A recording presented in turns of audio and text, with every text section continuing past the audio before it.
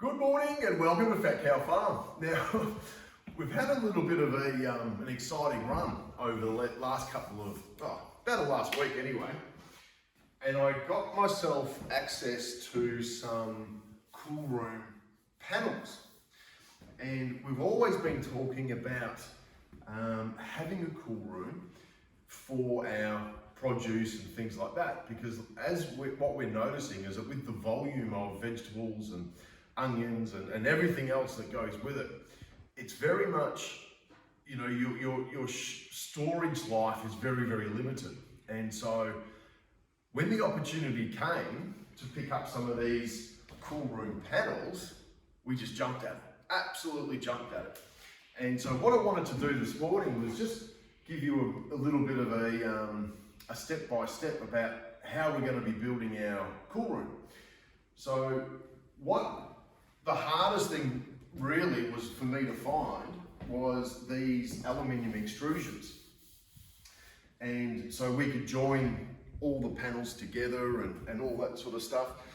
And the way that all these spare parts come together is absolutely fantastic. So, that one there is just called a corner post.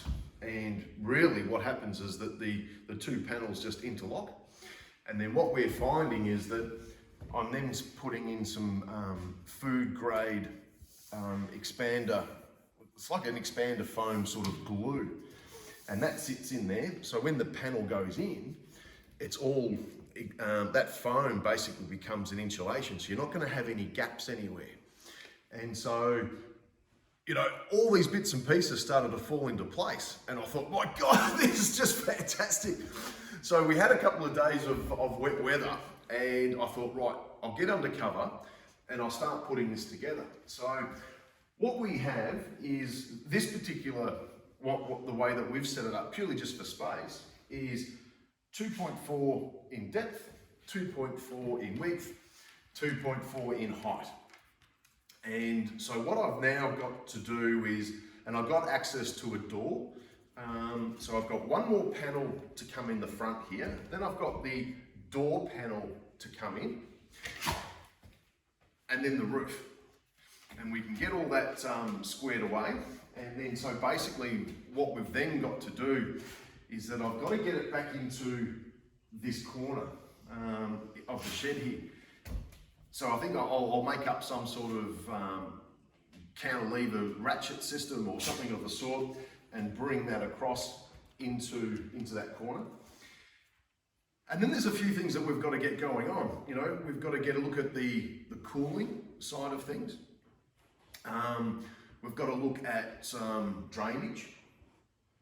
I've got to try and find some flooring, because I think that, yes, these are aluminium coated foam panels, but pretty soft. So I'm thinking maybe, like some stainless steel checker plate or something like that, that's then sealed in into the corners.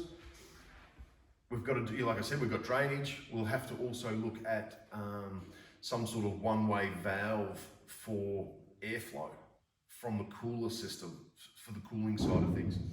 So there's going to be a little bit going on, and this will probably take a little bit of a time phase, but at least we're well on our way. So really what I wanted to do is, I've just been sort of, like I said, we've got a few panels up. I just wanted to see how it all sort of came together. And it's really just like a big Meccano set, a lot of Lego, where you can just join everything in. I've then got to, once I've got everything squared away, I then have to look at some food grade silicone, because although that we've got foam on these joints, when the panels click together, there could be a possibility still for cool air to leave. So we'll just silicone all these corners, get a few things squared away here. You can still see a lot of the expander foam. That all needs to be cleaned up. And then really at the very, very end, we do a big disinfectant with everything. And then we'll start looking for some metal shelving and things like that we can put our baskets in. For things like cucumbers, tomatoes, or lettuces, all our produce can now come in here. And then the end goal will be that what we want to do is run this purely just off solar. So there'll be, as a part of the shed, we'll have a solar system in here, and then this will just tick over. Because I'm thinking that with the cooling system, and I'll need to look a little bit more into it, but I think once this small space is cooled, it will only be just like a top up, a top up, a top up. So I don't think that the initial phase, like the coolers won't be running flat out all the time. It will just be like that little bit of a burst every now and then. So I'm thinking that that will handle the solar quite well. If not, then we'll have to increase battery size, but we'll cross that bridge when we get there.